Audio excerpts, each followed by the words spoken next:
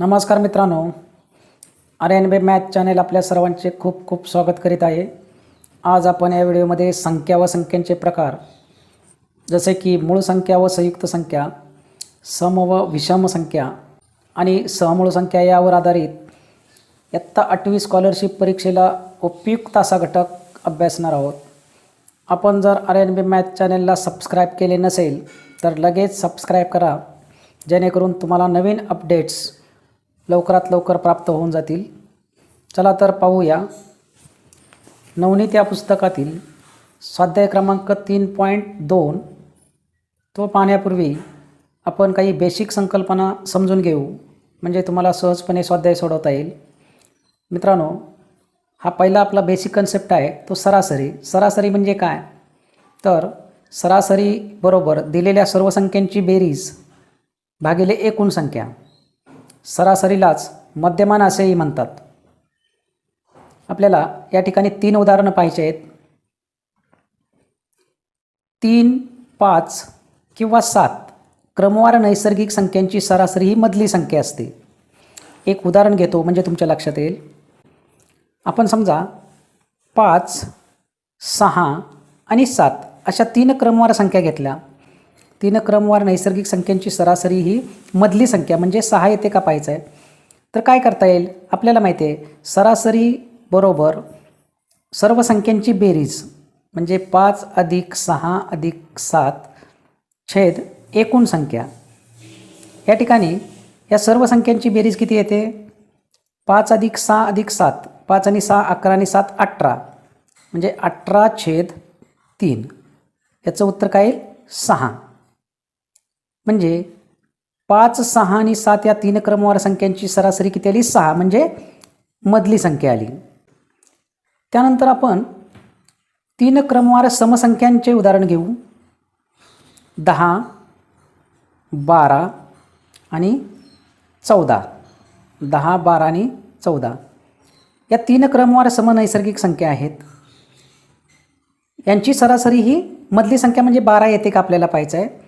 आपण सोडवूया 3 संख्यांची बेरीज 10 + 12 + 14 छेद एकूण संख्या किती आहेत? 3। बेरीज किती येईल? 10 आणि 12 22, 22 आणि 14 36, 36/3। हा भागाकार केला तर 12 × 36 म्हणजे 12 येईल। म्हणजे 10, 12 आणि 14 या समनैसर्गिक संख्यांची सरासरी ही मधली संख्या म्हणजे 12 येते। त्यानंतर आपण विषम संख्यांचे एक उदाहरण घेऊ। 3 क्रमवार विषम नैसर्गिक संख्या 3, 5 आणि 7 या 3 क्रमवार विषम नैसर्गिक संख्या आहेत। यांची सरासरी 5 येते का आपल्याला पाहायचं आहे, म्हणजे मधली संख्या। 3 + 5 + 7 या सर्व संख्यांची बेरीज छेद 3, एकूण संख्या 3 आहेत। पहा इथे 3 आणि 5 8, 8 आणि 7 15, 15/3 बरोबर किती येईल? 5, 5 × 15 किंवा 3 × 5 = 15। म्हणजे या 3 संख्यांची सरासरी ही मधली संख्या म्हणजे 5 आलेली आहे। या 3 गोष्टी जर तुम्हाला समजल्या तर आपल्याला स्वाध्याय 3.2 सहजपणे सोडवता येईल। पाहूया पहिले उदाहरण। 5 क्रमवार समसंख्यांची सरासरी 12 आहे, तर सर्वात लहान समसंख्या ही मोठ्या समसंख्येच्या किती पट आहे? मित्रांनो पहा, या ठिकाणी 5 क्रमवार संख्या दिलेल्या आहेत आणि त्या कशा आहेत? समसंख्या आहेत, म्हणजे 2च्या फरकाने येणार आहेत। यांची सरासरी 12 आहे। सरासरी म्हणजे काय? तर मधली संख्या, म्हणजे मधली संख्या ही काय असेल? 12 असेल। एकूण 5 संख्या आहेत, म्हणजे 12च्या नंतर 2 संख्या असतील। कोणत्या? तर 14 आणि 16, 2च्या फरकाने येणाऱ्या संख्या। आणि 12च्या पूर्वी 2 संख्या असतील, 10 आणि 8। इथे पहा काय विचारलं आहे? सर्वात लहान समसंख्या म्हणजे 8 ही मोठ्या समसंख्येच्या किती पट आहे, म्हणजे 16च्या किती पट आहे? 8 हे 16च्या किती पट आहे?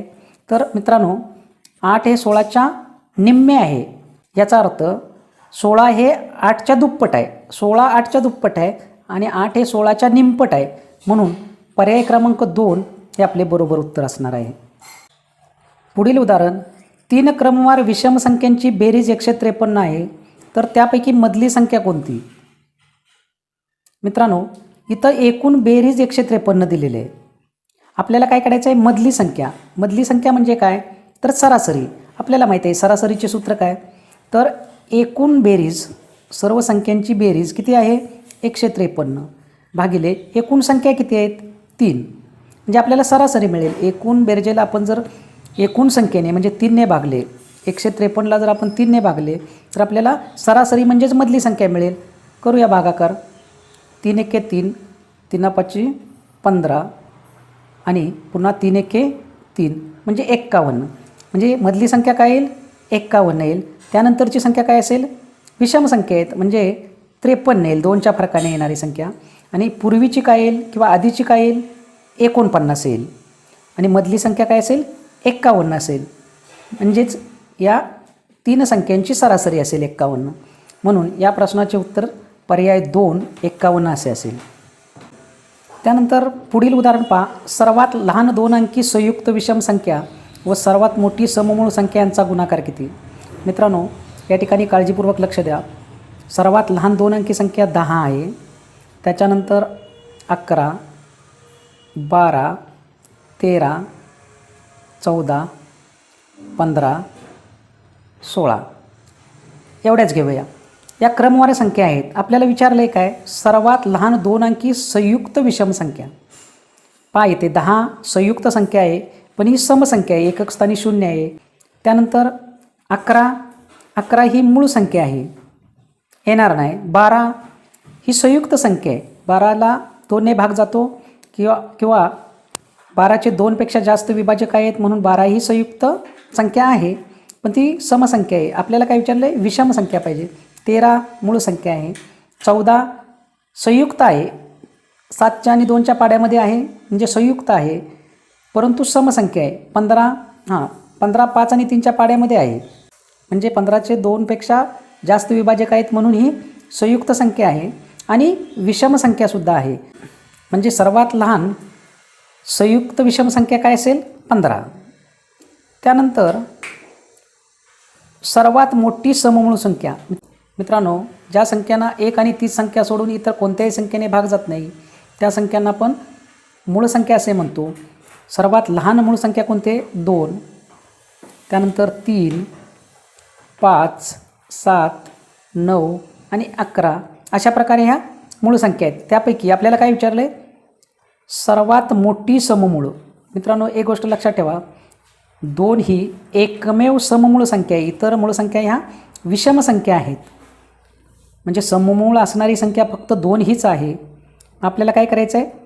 2 अंकी संयुक्त विषम संख्या 15 आणि सममूळ संख्या 2 यांचा गुणाकार विचारलेला आहे. म्हणजे 15 दुने 30 असा येईल. या प्रश्नाचे बरोबर उत्तर हे पर्याय 4 30 असे असेल. पुढील उदाहरण. 21 ते 40 पर्यंतच्या समसंख्यांची बेरीज ही विषम संख्यांच्या बेरजेपेक्षा कितीने जास्त आहे? 21 ते 40 पर्यंतच्या समसंख्यांची बेरीज काढूया आपण. प्रथम आपण समसंख्यांची बेरीज काढूया. 21 समसंख्या आहे का? नाही. 21 नंतर येणारी पहिली समसंख्या कोणती असेल? 22. म्हणजे पहिली संख्या असेल 22 आणि शेवटची संख्या काय असेल? 40. 40 ही शेवटची समसंख्या असेल. मग 22 अधिक 40 पहिली संख्या अधिक शेवटची संख्या छेद 2 गुणिले एकूण संख्या. एकूण संख्या 21 ते 40 पर्यंत 20 आहेत. त्यापैकी 10 समसंख्या आहेत म्हणून आपण इथे 10 घेणार आहोत. एकूण संख्या 10. 22 आणि 40 किती होईल? 62 छेद आता छेद 2 न घेता आपण 2ने या 10ला भाग लावूया. बेक वे पंचे 10 म्हणजे कसं होईल? 5. 62 गुणिले 5 बरोबर काय येते? 5ने 62ला गुणूया. 5 दुने 10, हातचा येईल 1, 5 संग 30 आणि हातचा 1 31. म्हणजे समसंख्यांची बेरीज किती येईल? 310. त्याचप्रमाणे आपण विषम संख्यांची बेरीज काढूया. विषम संख्यांची बेरीज काढताना पहिली विषम संख्या काय असेल? 21. त्यानंतर शेवटची विषम संख्या काय असेल? 39. 21 अधिक 39 छेद 2 गुणिले एकूण विषम संख्या 21 ते 40 पर्यंत किती असणार आहेत? त्यासुद्धा 10च असणार आहेत, कारण 10 विषम आणि 10 समसंख्या. त्यानंतर आपण 2ने 10ला भागूया. बेक वे पंचा 10. 21 अधिक 39 किती होईल? 60. 60 गुणिले हे 5 आणि 5 संग 30 किंवा 6 पंचा 30 म्हणजे 300 असं येईल. समसंख्यांची बेरीज झाली 310, विषम संख्यांची बेरीज झाली 300. या दोन्हीतील फरक आपल्याला विचारलेला आहे. काय विचारलं आहे? 21 ते 40पर्यंतच्या समसंख्यांची बेरीज ही विषम संख्यांच्या बेरजेपेक्षा कितीनं जास्त आहे? तर 310 वजा 300 केल्यानंतर आपल्याला उत्तर 10 मिळते. म्हणून या प्रश्नाचे उत्तर पर्याय क्रमांक 3 10 असे असेल.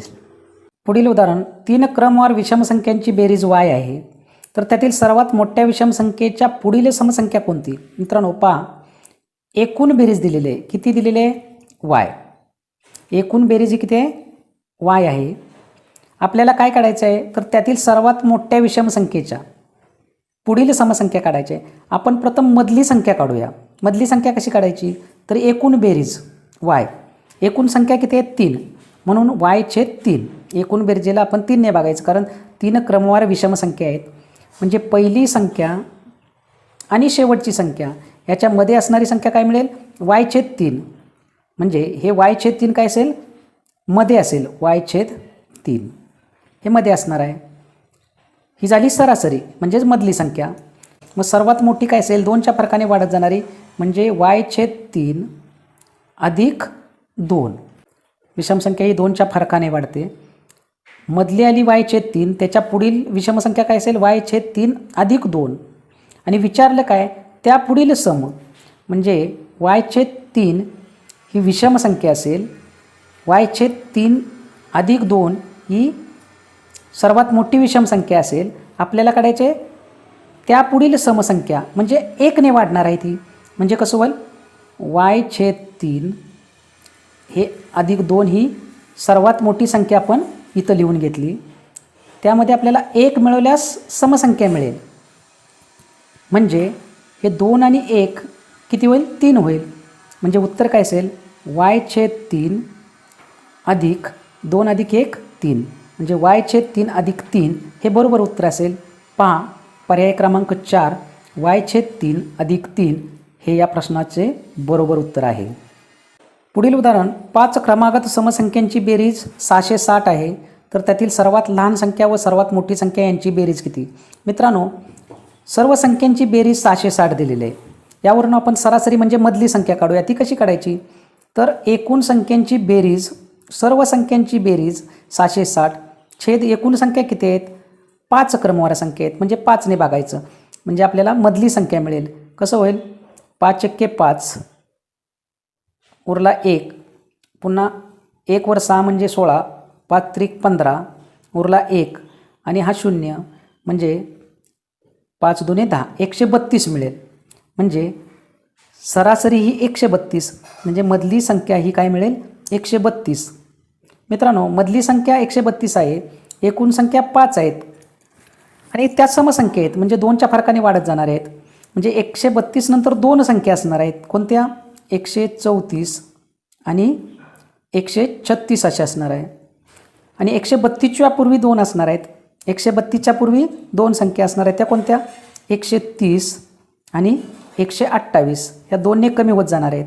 सर्वात लहान 128, सर्वात मोठी 136. एकूण 5 संख्या, मधली 132. आपल्याला विचारले सर्वात लहान आणि सर्वात मोठ्या संख्येची बेरीज किती? म्हणजे 128 अधिक 136 किती होईल? 8 आणि 7 14, हातचा 1, 2 आणि 1 3, 3 आणि 3 6, आणि हे 1 आणि हे 1 2, 264. म्हणजे या प्रश्नाचे उत्तर पर्याय 2 264 असे असेल. 7वा प्रश्न, पुढीलपैकी कोणती समूळ संख्यांची जोडी नाही? एक गोष्ट लक्षात ठेवा, ज्या संख्यांच्या अवयवामध्ये फक्त एक हीच सामायिक संख्या असते त्या संख्या ह्या समूळ संख्या असतात. आता पहा, 25 आणि 32. आपण जर 25 आणि 32चे अवयव पाहिले तर काय येतील? 25 आणि 32ना भाग जाणाऱ्या संख्या, आपण 25ला भाग जाणाऱ्या संख्या पाहूया. काय असतील? 1, त्यानंतर 5 आणि 25. 32चे अवयव पहा, 1 2 4 8 16 आणि 32. आता या ठिकाणी पहा, 25 आणि 32चे जर आपण विभाजक पाहिले तर त्यामध्ये 1 हाच फक्त कॉमन अवयव आहे किंवा कॉमन विभाजक आहे. इतर कोणतीही संख्या या ठिकाणी कॉमन नाही, म्हणून 25 व 32 ही समूळ संख्यांची जोडी आहे. त्याचप्रमाणे 15 व 22 बघा, यामध्ये सुद्धा एक हाच कॉमन अवयव असणार आहे, ही समूळ संख्यांची जोडी असणार आहे. त्यानंतर 18 व 35 इथेही ही समूळ संख्यांची जोडी आहे. आपल्याला विचारलं आहे काय, तर समूळ संख्यांची जोडी नाही अशी संख्या शोधायची. तर 32 व 24 पहा, 32चे अवयव पहा, किंवा 32ला 2ने भाग जातो, 24ला 2ने भाग जातो, 32ला 4ने आणि 24ला पण 4ने भाग जातो, 32ला 8ने भाग जातो, 24ला पण 8ने भाग जातो. म्हणजे 2पेक्षा जास्त सामायिक अवयव किंवा विभाजक आहेत. त्यामुळे 32 व 24 ही समूळ संख्यांची जोडी नाही, म्हणून पर्याय नंबर 1 हे बरोबर उत्तर आहे. पुढील उदाहरण पहा. पी ही एक समसंख्या आहे, तर त्या पुढील 39वी समसंख्या कोणती? मित्रांनो, हे अतिशय सोपं उदाहरण आहे.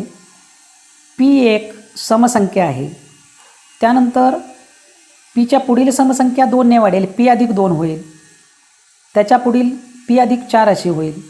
म्हणजे 2-2ने वाढत जाणाऱ्या संख्या आहेत. समसंख्या ह्या 2च्या फरकाने वाढत जातात.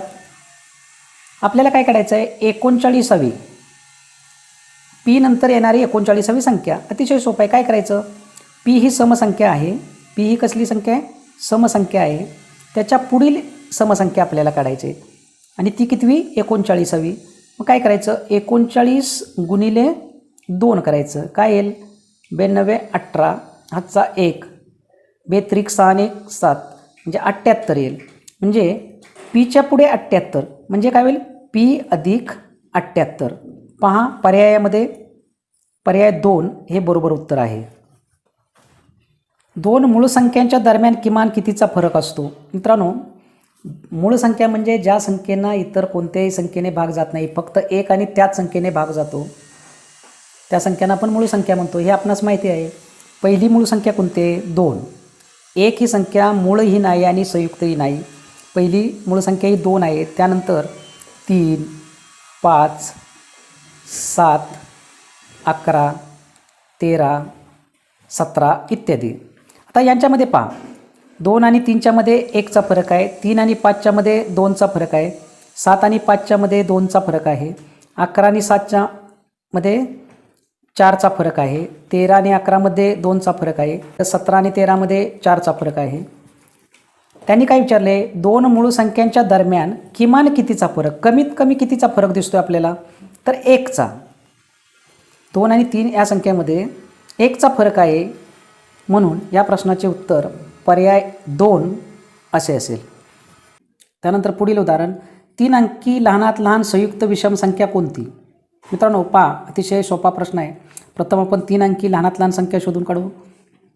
आपणास माहिती आहे 100 ही 3 अंकी लहानात लहान संख्या आहे, पण ही विषम संख्या नाही, म्हणून हे उत्तर येणार नाही. संयुक्त आहे, या संख्येला बऱ्याच संख्यांनी भाग जातो किंवा या संख्येचे बरेच विभाजक आहेत, म्हणून संयुक्त आहे, विषम नाही.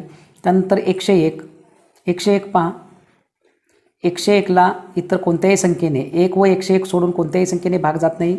101 ही कसली संख्या आहे, विषम आहे, परंतु मूळ संख्या आहे. त्यानंतर 102 पहा, 102 ही समसंख्या आहे, ही येणार नाही. त्यानंतर 103 पहा, 103 सुद्धा येणार नाही, कारण 103 ही संयुक्त संख्या नाही, मूळ संख्या आहे. आपल्याला संयुक्त आणि विषम संख्या पाहिजे, म्हणजे 103 सुद्धा येणार नाही. 104 पहा, 104 संयुक्त संख्या आहे, कारण एकक स्थानी 4 असल्यामुळे या संख्येला 2ने भाग जातो. ही समसंख्या आहे, संयुक्तही आहे, पण विषम नाही. 105 बघा, हां 105 या संख्येच्या एकक स्थानी 5 आहे, संख्येला 5ने भाग जातो आहे, म्हणजे संयुक्त आहे आणि विषमसुद्धा आहे, म्हणून या प्रश्नाचे उत्तर पर्याय क्रमांक 4 असेल. पुढील उदाहरण, 1575च्या नंतर येणारी 49वी समसंख्या व 1028च्या मागील 70वी समसंख्या यांच्यातील फरक हा कोणत्या संख्येची वर्गसंख्या आहे? पहा मित्रांनो, काय विचारले, बारकाईनं निरीक्षण करा. 1575च्या नंतर येणारी 49वी समसंख्या काय आहे? 1575 ही दिलेली संख्या आहे. याच्यानंतर येणारी 49वी समसंख्या काढायची. प्रथम आपण काय करूया, दिलेली संख्या ही विषम आहे, याच्यानंतर लगेच येणारी समसंख्या काढू. काय होईल, 1576 एकने वाढणारी. म्हणजे 49 संख्येपैकी आपण एक काढली, पहिली काढली, किती आली, 1576. आता काय करूया, 49 मधील एक काढली म्हणजे राहिल्या 48. 48ची दुप्पट करूया. दुप्पट का, तर समसंख्या विचारलेली आहे आणि समसंख्या किंवा विषम संख्या दोनच्या फरकाने वाढतात. मग 48 संख्या राहिलेली आहे, ती एक या ठिकाणी 1576 ही आपण समसंख्या काढलेली आहे. मग 48ची दुप्पट काय येईल, 96. म्हणजे आपल्याला 96 पुढे जाता येईल. मग काय करायचं, हे 96 आहे ते यामध्ये मिळवायचं. 96 म्हणजे कसं येईल, 6 आणि 6 12, हातचा 1, 1 आणि 7 8, 8 आणि 9 17, हातचा पुन्हा 1, 1 आणि 5 6 आणि 1 आहे तसे, म्हणजे 1672. 1575च्या नंतर येणारी 49वी समसंख्या काय असेल, 1672. त्यानंतर 1028 ही समसंख्या आहे. या संख्येच्या मागील 70वी समसंख्या.